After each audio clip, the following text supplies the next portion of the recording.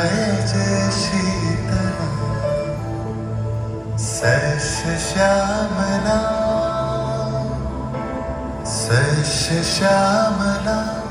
मातरम वंदे मातरम।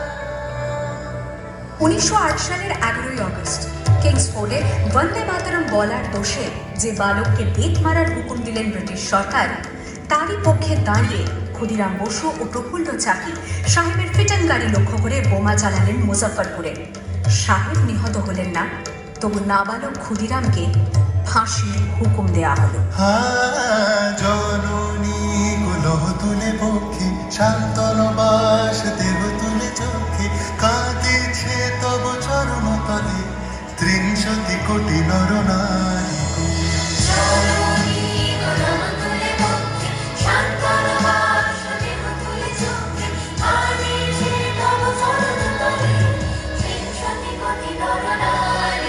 যারা স্বর্গগত তারা এখনো জানে স্বর্গের যে প্রিয় জন্মভূমি, এসো স্বদেশ তোদের মহাদীক্ষার সেই মৃত্যু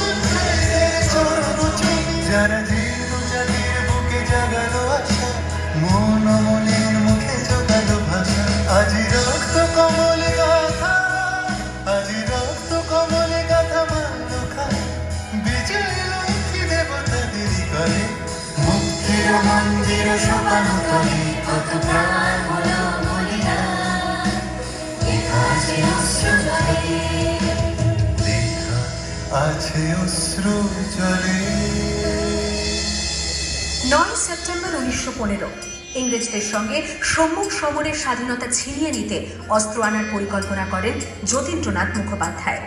বালেশ্বরে সঙ্গীদের নিয়ে জাহাজ থেকে সেই অস্ত্র নামাতে গেলে ইংরেজ বাহিনী তাঁদের ঘিরে ফেলে। বুড়িবালনের তীরে লড়াই বাঁধে বিরাট ইংরেজ বাহিনী বনাম বাঘা যতীন ও তার 4 সতীর্থদের। এককালে শুধু ভোজালি হাতে যিনি বাঘ মেরেছিলেন, সেই বীর সেদিন লুটিয়ে পড়লেন। আমি হাসি হাসি পড়ব ফাঁসি, দেখবে ভারতবাসী। ও মা হাসি হাসি পড়ব ফাঁসি, দেখবে ভারতবাসী। একবার বিদায় দে মা, ঘুরে আসি। 18 এপ্রিল 1918 মাস্টারদা সূর্য সেন ও তাঁর 65 জন শিষ্য মিলে পরিকল্পনা করে চট্টগ্রামে ব্রিটিশ পুলিশের অস্ত্রাগার লুট করেন এবং তারপরে লুকিয়ে আশ্রয় নেন জালালাবাদ পাহাড়ে। এর 4 দিন পর ব্রিটিশ বাহিনী খুঁজে বার করে মাস্টারদা ও তাঁর সঙ্গীদের। সেদিনের অস্তমিত সূর্য ছিল সূর্য সেনের রক্তের আহ্বান, শোনো আহ্বান, হাসি মাথায় বুনো বেরিয়ে, দুস্তার বানা প্রস্তার ফেলে বন্যার মতো বেরিয়ে। আহ্বান, শোনো আহ্বান, হাসি মাথায় বুনো বেরিয়ে, দুস্তার বানা প্রস্তার ফেলে বন্যার মতো বেরিয়ে।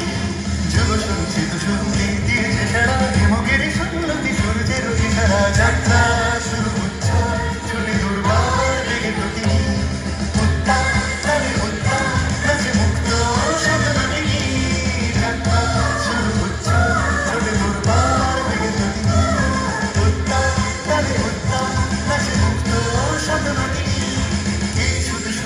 নবপ্রাণী জেগেছে, রণসাজে সেজেছে অধিকার অর্জনে।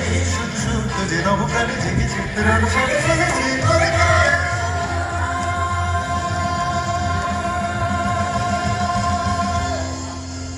8 ডিসেম্বর 1930 বিনয় বসু, বাদল গুপ্ত, দীনেশ গুপ্ত সাহেবী পোশাকে ট্যাক্সি থেকে এসে নামলেন রাইটার্স বিল্ডিং এর সামনে। সোজা উঠে গেলেন দোতলায়। সামনেই সিমসনের ঘর। দ্বাররক্ষীকে ঠেলে ঢুকে গেলেন ভেতরে।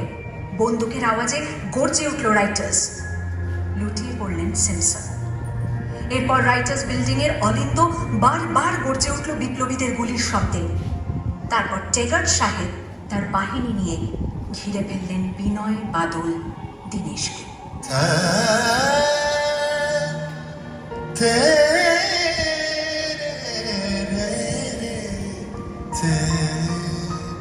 দুর্গমুখীর কান্তার মরু দোস্তর পারাবারোহী লুঙ্গিতে হবে রাত্রি নিশীতে যাত্রীরা বসিয়া 24 সেপ্টেম্বর 1932 মাস্টারদা সূর্য সেনের মন্ত্রে দীক্ষিত প্রীতিলতা ওয়াদেদার 15 জন সশস্ত্র বিপ্লবীকে নিয়ে পাহাড়তলি ইউরোপিয়ান ক্লাব আক্রমণ করে আগুন ধরিয়ে দিলেন।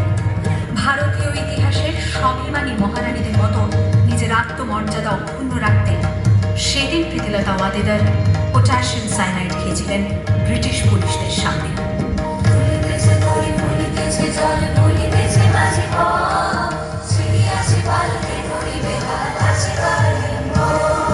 কে আছো জোয়ান হও আগুয়ান থাকিছে ভবিষ্যৎ এ তুফান ভারী দিতে হবে পারি নিতে হবে তোরি পার দুর্গমুখীর কান্তার মরু দোস্তর পারাবারোহী লুঙ্গিতে হবে রাত্রি নিশীতে যাত্রীরা বসিয়া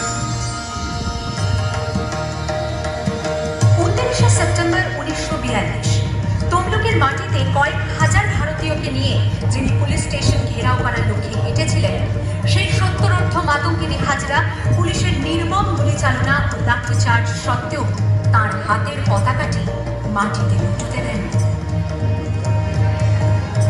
আর ঠিক তার পরের বছর 1943-এর 30 ডিসেম্বর জাপান সরকারের অধীনে থাকা আন্দামান দ্বীপ সেদিন হস্তান্তর করা হলো ইন্ডিয়ান ন্যাশনাল আর্মিকে।